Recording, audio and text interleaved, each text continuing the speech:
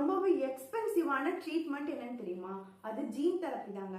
அதாவது ரொம்பவும் ரேரான ஜெனட்டிக் டிசீஸ்க்கு கண்டுபிடிக்கப்பட்ட ஒரு பெஸ்ட் சொல்யூஷன் இது சொல்லலாம். அப்பனா ஒரு ஜீன் தெரப்பினா ஒரு ஜெனட்டிக் டிசார்டர்ல இருக்கக்கூடிய மியூட்டன்ட் ஜீனை எப்படி சப்ரஸ் பண்ணலாம், அல்லது அதை எப்படி ரீப்ளேஸ் பண்ணி ஒரு டிசைன்டு ஜீனை இன்ட்ரடியூஸ் பண்ணி நம்மளோட டிசீஸை ஃபுல்லா கண்ட்ரோல் பண்ணலாம். அதுவும் இல்லைன்னா டைரக்டாவே அந்த ஜீனை எப்படி செல்லுக்குள்ள இன்ட்ரோடியூஸ் பண்ணலாம். இந்த மாதிரியான எல்லா ஐடியாஸும் எல்லாருக்கும் தெரியுது. பட் அது தெரிஞ்சும் ஏன் இந்தியாவில் பண்ண முடியல அப்படின்னு எனக்கு தெரியல. ஆனா இது அமெரிக்கால தான் அதிகமா பண்றாங்க. அங்கதான் அதிகமான ட்ரீட்மெண்ட்ஸும் அவைலபிளா இருக்கு.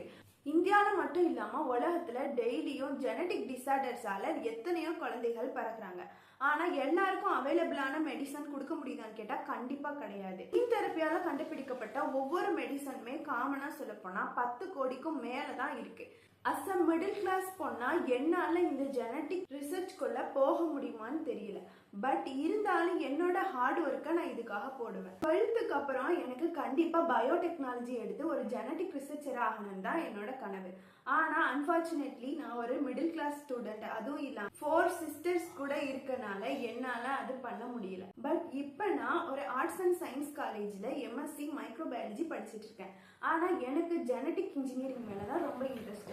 ஸோ நான் என்ன பண்ண போறேன்னா என்னோட ப்ராஜெக்ட் ஜெனட்டிக் இன்ஜினியரிங்ல பண்றது மூலமா ஏதாவது ஒரு சொல்யூஷன் எனக்கு கிடைக்கும் அப்படின்னு நான் நினைச்சிருக்கேன். இதுக்காக போடக்கூடிய ஹார்ட் ஒர்க்ஸ் எல்லாம் அப்லோட் பண்றேன். நான் இப்போ என்ன பண்ணிக்கிட்டு இருக்கேன் அப்படின்னா ஜெனட்டிக் இன்ஜினியரிங் புக்ஸும் அண்ட் சிஎஸ்ஐஆர் நெட் எக்ஸாமுக்கும் ப்ரிப்பேர் பண்ணிக்கிட்டு இருக்கேன். மேபி என்னால் அச்சீவ் பண்ண முடிஞ்சதுன்னா இங்கே இருக்க எல்லாராலையும் அச்சீவ் பண்ண முடியும் அப்படின்னு நான் சொல்கிறேன்.